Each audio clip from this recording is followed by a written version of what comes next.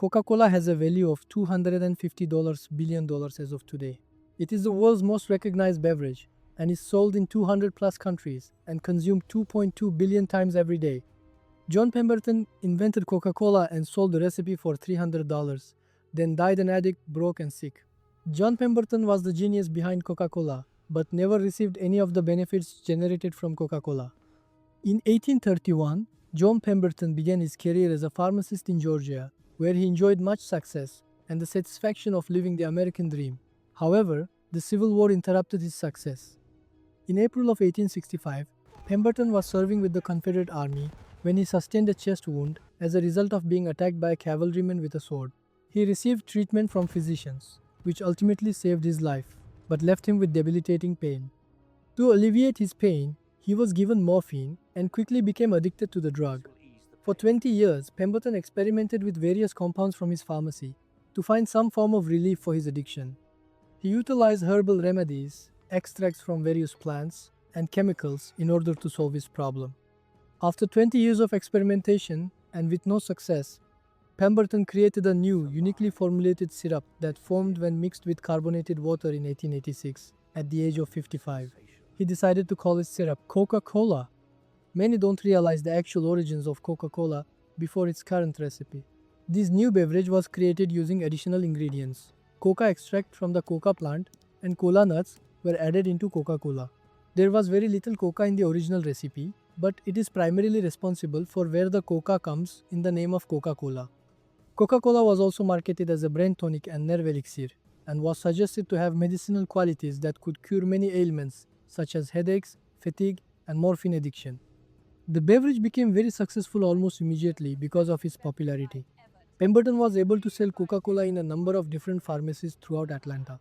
Once the drink's success skyrocketed, Pemberton began realizing he could become wealthy from the sale of Coca-Cola, but Pemberton also began realizing his health had deteriorated largely due to his addiction to morphine.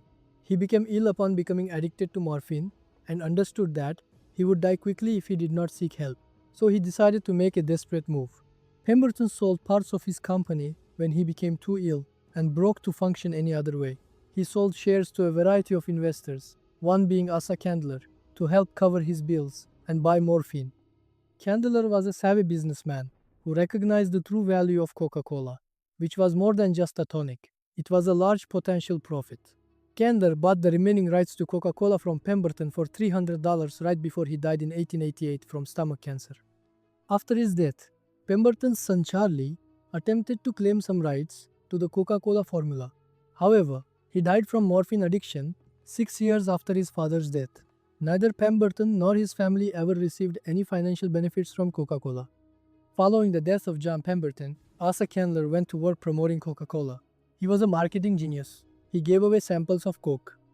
He put the name Coca-Cola on everything from clocks to calendars and posters, making it impossible not to see the red and white Coca-Cola name somewhere in the United States. By 1895, Coca-Cola was being sold in all of the states. Candler and his family sold Coca-Cola to a group of investors for $25 million in 1919, which was, at the time, the largest single financial transaction in American history. Coca-Cola has a market value of over $250 billion today. Wherever in the world you are, there are currently about 10,000 Coca-Cola products being consumed every second of the day. John Pemberton, the man who created Coca-Cola, received $300 and no market grave. Years after Pemberton's death, someone did finally place a proper headstone on his grave. However, throughout much of the years after his death, the world forgot about him. John Pemberton was a man who created a product that would go on to change the face of the world. He created a beverage that has become synonymous with American culture and is worth more than some nations. However, he was a broken man, a veteran of the war who still suffered wounds from that war that would distract him from doing what he loved best, creating. John Pemberton attempted to invent a cure for himself in the form of Coca-Cola, but failed to do so before he died. To add insult to injury, the man who is credited as the father of Coca-Cola sold his invention to pay to support his heroin addiction, which ultimately led to his demise. Asa Candler used Coca-Cola to become one of the richest men in the United States. John Pemberton died penniless. The first lesson from this American history lesson is that the winners write history. The second lesson is that we must remember those who are not as fortunate as others, the losers. Subscribe to see more of America's forgotten geniuses.